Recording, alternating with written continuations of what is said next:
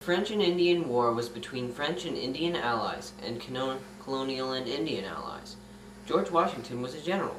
This war was affected by personal value more than economic gain, when France and Britain were both after North America, and anger and pride got involved.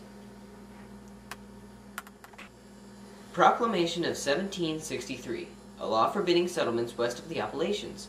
1,000 troops sent to the border, though most stayed in towns instead.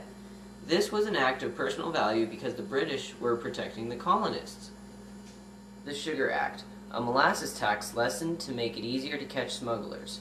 Originally, taxpayers would have gone out of business. This was monetary gain, as when they lowered the tax, people started paying the tax instead of smuggling, and Britain got money. The Intolerable Acts, a series of laws to punish Boston for the Tea Party. No one left or entered the harbor. This was done out of personal value because Britain thought they were fair. The Boston Massacre.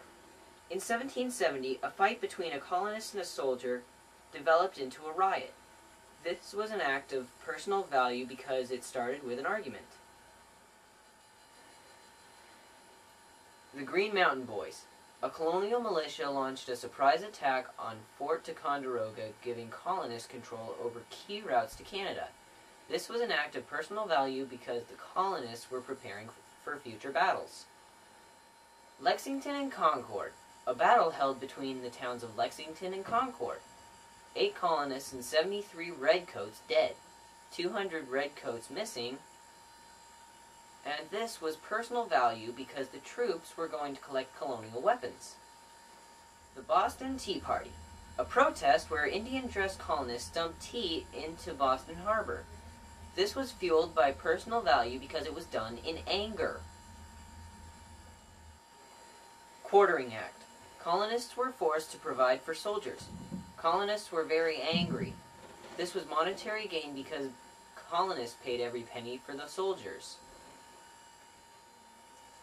First Continental Congress. A meeting of delegates from 12 colonies held in Philadelphia. This was personal value because they were being smart. The Albany of Union. Ben Franklin's proposal for one government and defense force for the colonies.